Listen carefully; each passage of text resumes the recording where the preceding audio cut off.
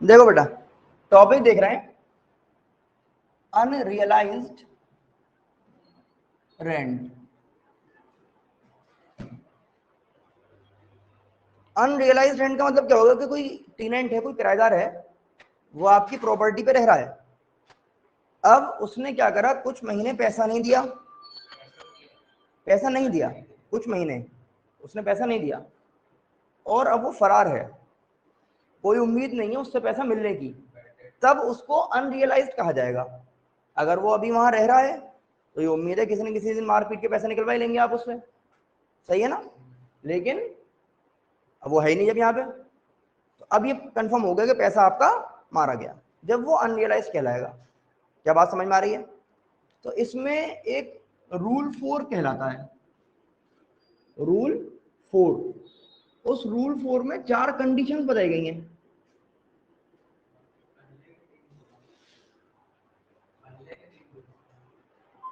इसका नाम ही रूल 4 है।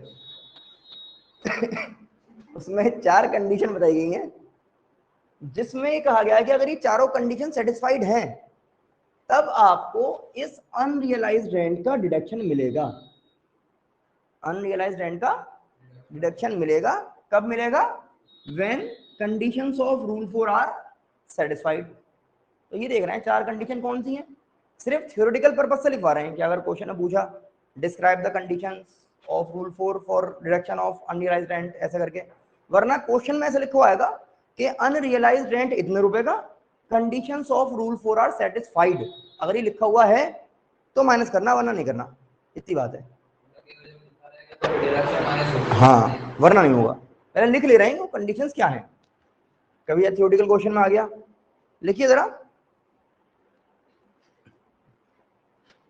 हेडिंग डालिए अनरियलाइज्ड रेंट। अनरियलाइज्ड रेंट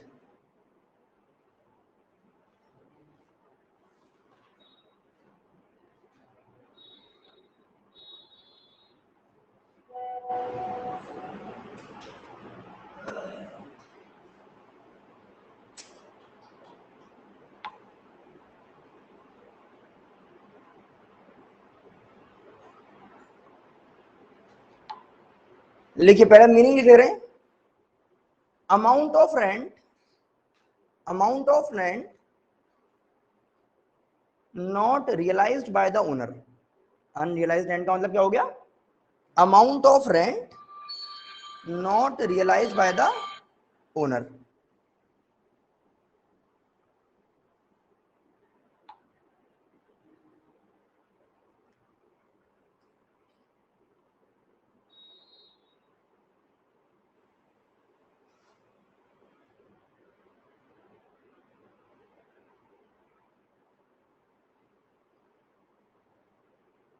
लिखिए, डिडक्शन शैल बी अलाउड। एक बात लिखिए, लाइन शुरू करिए। Deduction shall be allowed, point लिखो,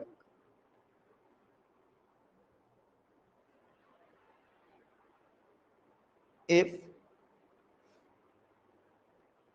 the following conditions are satisfied.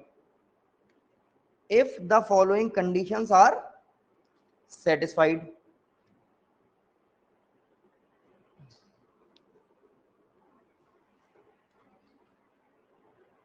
First point लिखिए, the tenancy, TENANCY is bonafide, BONAFIDE। मतलब ये बात सर्टिफाइड हो कि हाँ यहाँ पे कोई किराएदार रहता है। The tenancy is bona fide. भाई आपको, आपके यहाँ कोई किराएदार ही नहीं था, आपने वैसे ही कह दिया यहाँ पे इतने किराएदार रहते थे, पैसे लेके भाग गए मेरा, तो ऐसा नहीं है। पूरा प्रॉपर आपके पास जो है रिकॉर्ड हो उस बात का, क्या यहाँ पे कोई पर्सन रहा करता था जो अब नहीं है, और वो आपका पैसा बिना दिए चला गया। हाँ, नेक्स्ट आइए, द डिफॉल्टिंग टीनेंट, द डिफॉल्टिंग टीनेंट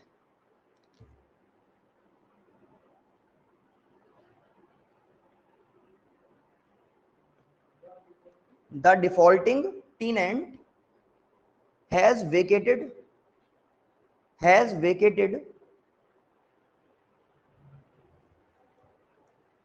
ये कह रहे हैं वो जो है आपकी प्रॉपर्टी खाली करके जा चुका हो, और आगे लिखिए थी मैं, स्टेप्स और स्टेप्स हैव बीन टेकन, और steps have been taken, STEPS, steps have been taken to compel him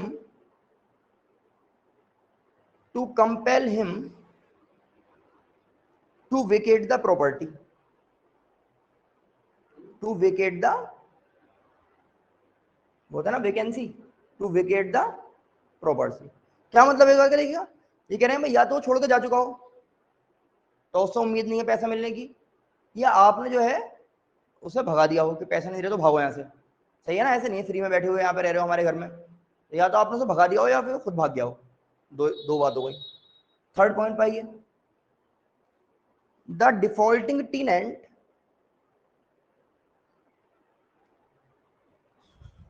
the defaulting, कौन है डिफॉल्टिंग टेनेंट? जिसने पैसा नहीं दिया। The defaulting tenant is not in occupation, is not in occupation of any other property, any other property of the assessee, of the assessee। भाई ऐसा ना हो कि वो आपकी इस वाली प्रॉपर्टी को तो खाली करके भाग गया हो और यहाँ का उसने रेंट नहीं दिया, लेकिन वो आपकी किसी दूसरी प्रॉपर्टी में भी रहता है, तो अभी तो यानी कि उससे पैसा मिलने की उम्मीद है, तो फिर आपको डिडक्शन नहीं मिलेगा, क्योंकि अभी तो वो आपके टच में है ना। वो जब बिल्कुल भाग जाएगा कि अब कोई उम्मीद नहीं है पैसा मिलने की, जब फिर कैसे रह लेगा यार? तुम्हारी प्रॉपर्टी में अगर वो कहीं रह रहा है तो फिर तो टच में हुआ तुम्हारे, कि वहां भी उसने, वहां से नहीं भागा है वो, वहां तो पकड़ सकते हैं उसे कभी भी जाके, तो पैसे निकालो। नेक्स्ट आइए,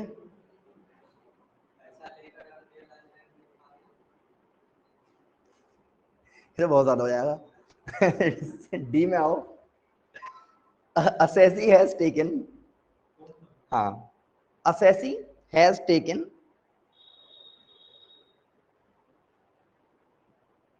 all possible steps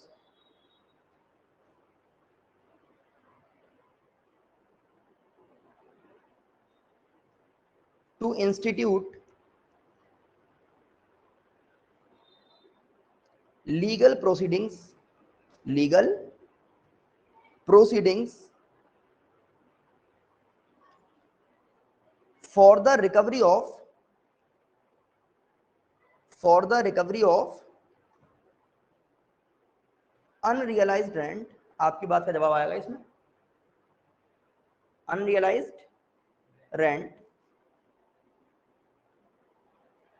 पहले इसको सुन लो फिर लिखूंगा इसके आगे। कह रहे हैं जो आपका असेसी है उसने सारे हथकंडे अपना लिए हो, जो भी लीगल तरीका था उससे उसे नोटिस भेज भेज के उससे कहा हो कि भाई तुम पैसा लाओ, सही है ना।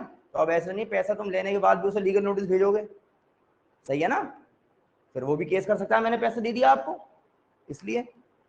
तो पहला तो ये हो गया कि आपने जितने भी हथकंडे थे वो अपना लिए हो लीगल तरीके से, ये नहीं गुंडे भेज रहे हैं उसके घर पे, लीगल तरीके से कह रहे हैं।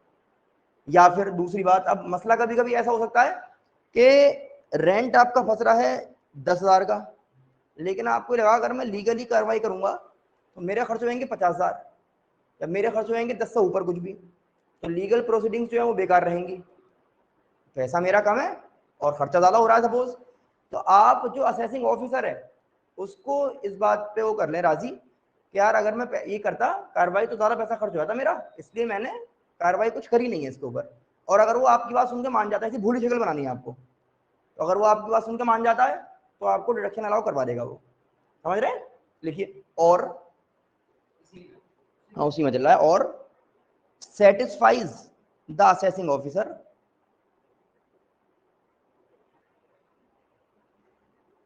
that assessing officer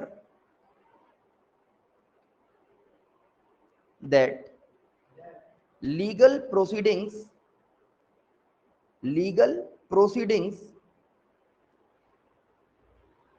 would be useless, would be useless.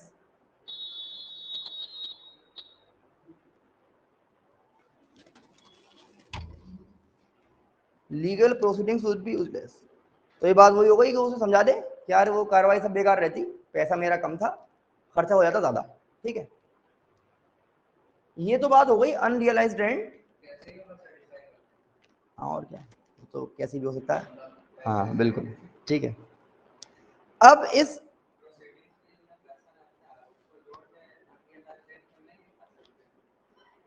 वो थोड़ी अनरियलाइज्ड रेंट है जो, वो तो कोर्ट का, वो तो कोर्ट का ऑर्डर होता है। अगर वो कोर्ट कहेगी उससे सामने वाली पार्टी से कि इतना तो कंपनसेशन आप इनको उसका दीजिए और इतना इसका दीजिए, तो वो अलग बात है। वो तो जब है ना, जब जजमेंट आएगा, जब तक तो तुम ही खर्चा करते रहोगे उस पर, और वो कुछ नहीं, नहीं वो नहीं मिलता है, वो नहीं मिलता है, डिडक्शन नहीं मिलेगा। आएंगे कुछ क्वेश्चन इस टाइप के। अब हम ये देखना चाह रहे हैं कि अनरियलाइज्ड रेंट को किस तरह से आप ट्रीट करेंगे, कहाँ पे इसको एडजस्ट करेंगे। शुरू से अगर हम कहानी देखें तो आप कैलकुलेट करना चाह रहे हैं इनकम फ्रॉम हाउस प्रॉपर्टी, जिसके लिए सबसे पहले आप क्या लाते हैं, जीएबी, उसमें से लेस करते हैं म्यूनिसिपल टैक्सेस, ऐसे ही तो होता है, और इसमें से लेस करेंगे अनरियलाइज्ड रेंट। जीएबी में से दो चीजें आप लेस कर देंगे, क्या क्या, म्यूनिसिपल टैक्सेस और अनरियलाइज्ड रेंट। फिर जो वैल्यू आपके पास बचेगी वो कहलाएगी एनएवी। वैसे नॉर्मली यहाँ पे एनएवी मिल रहा था ना, लेकिन अब एनएवी यहाँ पर मिलेगा, इतनी बात है बस। और उसके बाद फिर आपको पता ही लेस डिडक्शंस अंडर सेक्शन 24 के दो डिडक्शन, कौन से, स्टैंडर्ड डिडक्शन 30% वाला, और इंटरेस्ट ऑन बोरोड कैपिटल जिसमें 2 पॉइंट है, और फाइनली सब कुछ करने के बाद आएगी इनकम फ्रॉम हाउस प्रॉपर्टी। अब आपको ये लिख लें, हमें ये सीखा है हमने अनरियलाइज्ड रेंट, वो तो हम कर चुके हैं ऊपर अलग तरीके से। अब इसके क्वेश्चन करने हैं हमें, इसको लिखिए फिर करवा रहा हूँ क्वेश्चन। जी, अब ये कंप्लीट फॉर्मेट हो गया समझ लो, तो ये तो गायब था उसमें पुराने फॉर्मेट में हमारे, अभी टॉपिक हमने पढ़ लिया, ये कंप्लीट फॉर्मेट है जी।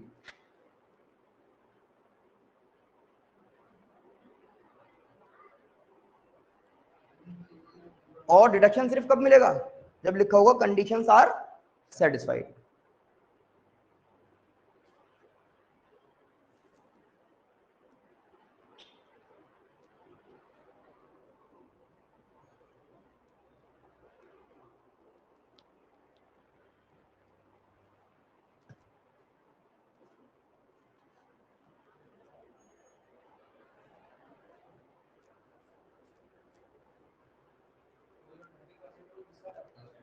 थर्टी परसेंट होता है एनएवी का, जितनी भी एनएवी आती है उसका 30%।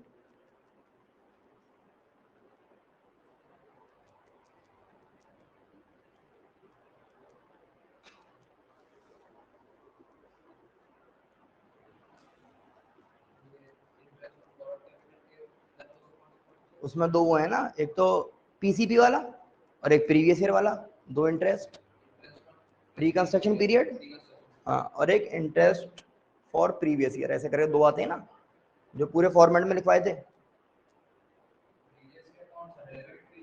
हाँ नहीं नहीं, जस्ट पीछे वाला जो है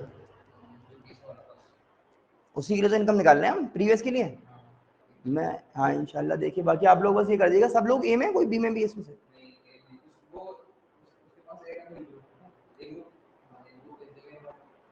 क्या बात है, दोनों ग्रुप में हो तुम, तो वो सीक्रेट एजेंट है। तुम लोग बच के रहना, ऐसा ना होगा ये ए में से ही हो गलती से तुम्हारे पास यहाँ पे जासूसी करने के लिए तुम्हारे पास आ रहा है। हाँ भाई समझ में आ रहा है, क्वेश्चन करें। ठंडा पियो पानी यार, हो रहा ठंडा है पानी, वो पी लो। किस लिए होता है, चलेंगे, इसका भी पूरा टॉपिक आएगा। आपके दुनिया भर के खर्चे होते हैं, आपने वाइट वॉश करवाया, आपने एडवर्टीजमेंट करवाया, आपने ब्रोकर को कमीशन दी, तो अब कहाँ कहाँ से डिडक्शन देगी गवर्नमेंट, फिर एक साथ दे दो 30%।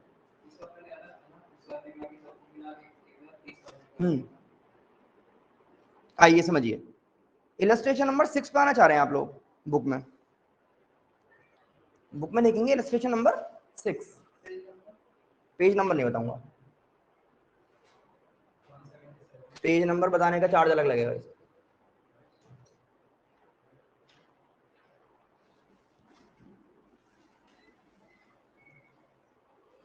सब लोग क्वेश्चन देखिए।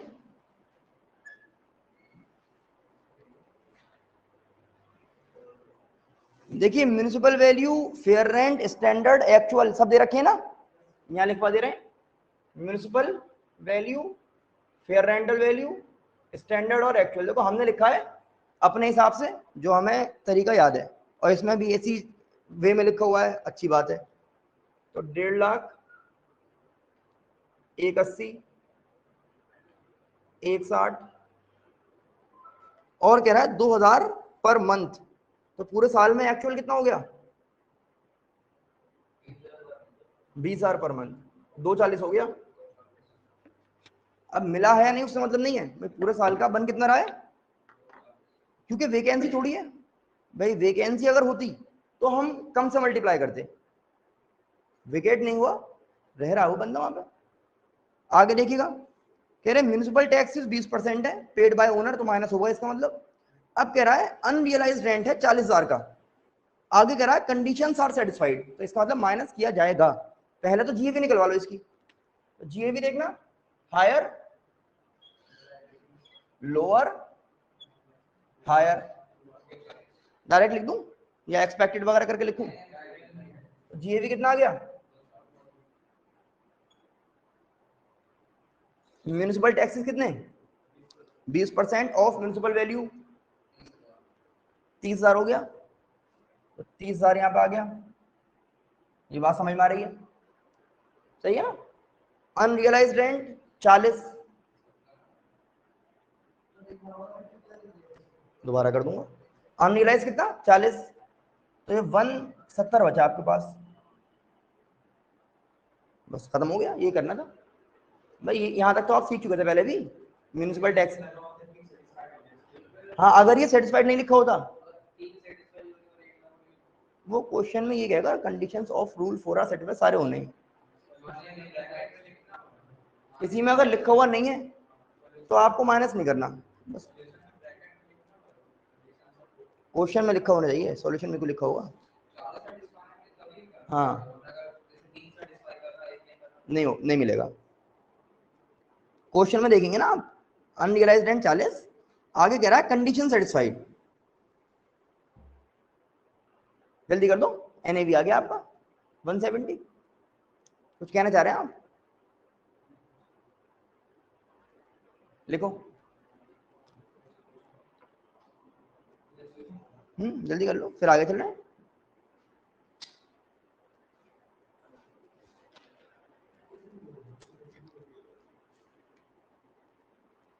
कल से आप लोगों को कुछ खास मजा आ सकता है इस क्वेश्चन को, चैप्टर को पढ़ने में। वो शुरू होगा ये पीसीपी वाला जो है आज। हाँ, ये 6 था, 7 स्टार्ट करें? कर लिया आप लोगों ने? जल्दी कीजिए।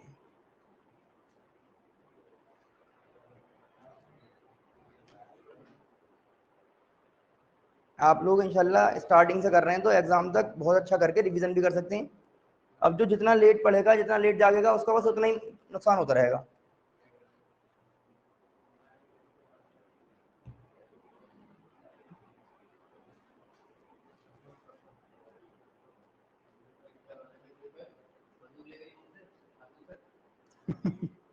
हाँ, सुना तो है मैंने।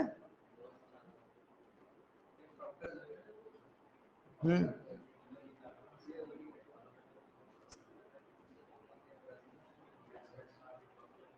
लिख लिया आप लोगों ने?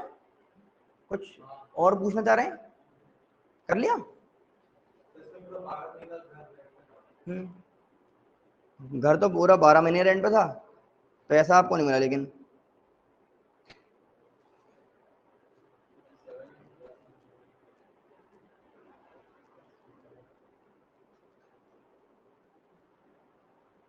मंजर भाई को दिक्कत लग रही है मुझे।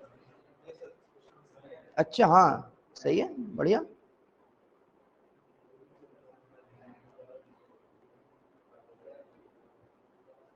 सब लोग ट्राई करिएगा। 7 वाला क्वेश्चन पढ़िए, फिर मैं करवा रहा हूँ। 7th वाला देखिए, फिर मैं करवा रहा हूँ।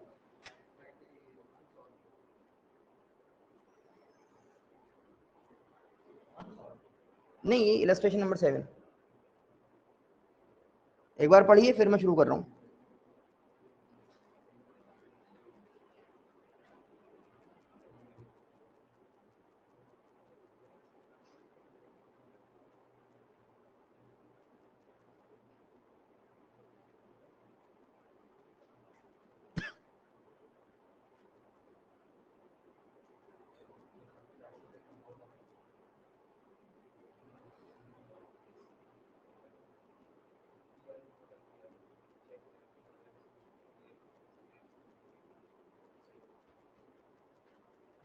आइए देखिए,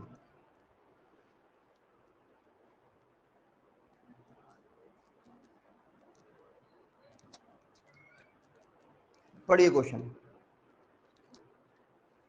municipal value, fair rent, standard, actual सब दे रखा है। म्यूनिसिपल, फेयर, स्टैंडर्ड और एक्चुअल। बोलिए जरा, म्यूनिसिपल कितना? 2 लाख, 1 80, 2.5 लाख।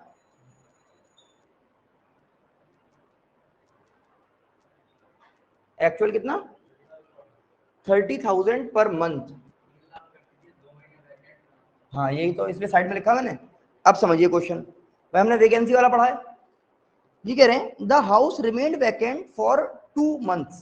तो 10 महीने पैसा मिला, 10 महीने में 3 लाख मिले, और 12 महीने के 336 होते, 360। आगे देखिए, अनरियलाइज्ड 30 है, कंडीशन सेटिस्फाइड भी हो रही है, बढ़िया है। Municipal taxes paid by owner 15, paid by tenant 15। खाली ओनर वाले रखने हैं हमें। पहले शुरुआत यहां से करिए, हायर, लोअर, हायर। क्या सही करा मैंने? ये समझ में आ रहा है, नहीं आ रहा? इन दोनों में से हायर क्या हो गया? ये रहा। अब इन दोनों में से लोअर ये रहा, और इन दोनों में से हायर ये रहा। तो क्या लिख देंगे? जीएवी 3 लाख, लेस करनी है 2 चीजें, municipal taxes and unrealised rent 15,000, और अनरियलाइज कितना? 30,000 ही आ गया आपका। एनएवी देख ली कितना आ रहा है? 255। खत्म हो गया। इसमें तो वो भी चेक नहीं करना पड़ा हमें कि अगर पूरा साल का होता तो ये होता वो होता। जब करते हैं अगर ये नंबर छोटा आ रहा होता तो 250 आंसर हो गया, खत्म। अनसॉल्व पे आते हैं। मैं इंशाल्लाह आपको जितना जितना करवा दूंगा उसे आप अच्छी तरह बस करते जाइएगा, उसी में से पेपर आ जाएगा वो, बिना टेंशन के।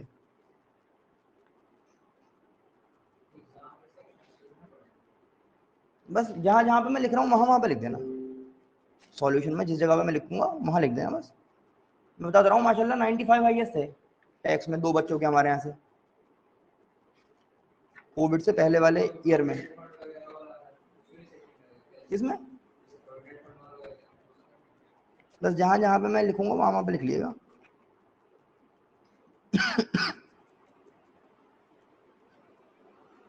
सब लोग आ रहे हैं क्वेश्चन नंबर 4 पे।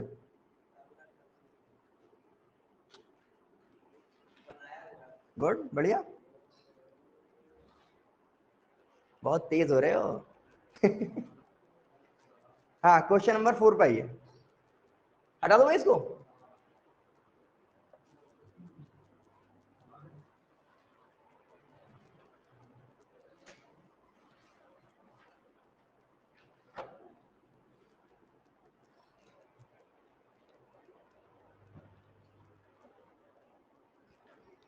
पढ़िए भाई, municipal fair standard actual, municipal fair standard और एक्चुअल। 4 360,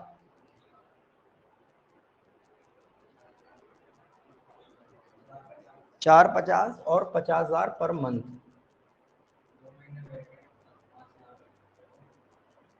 क्वेश्चन में कह रहे हैं कि building remain vacant for 2 month, तो 5 लाख रुपए आ गए आपके पास। अनरियलाइज्ड रेंट कितना है? अनरियलाइज्ड है 50,000 और म्यूनिसिपल टैक्सेस कितने बता रखे हैं? 25। ओनर वाले 25 और टेनेंट वाले उनसे मतलब ही नहीं हमें, है ना।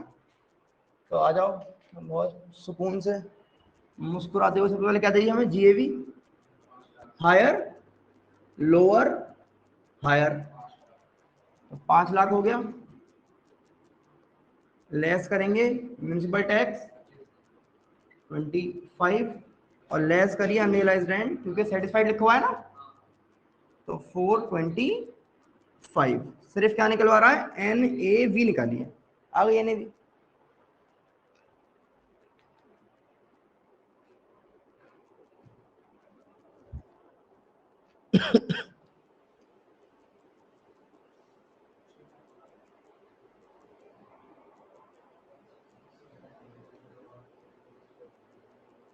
क्वेश्चन नंबर 5 करके देखिए जरा। क्या चीज? हाँ, मेंटेनेंस वाला। शुरू करिए, बताते हैं।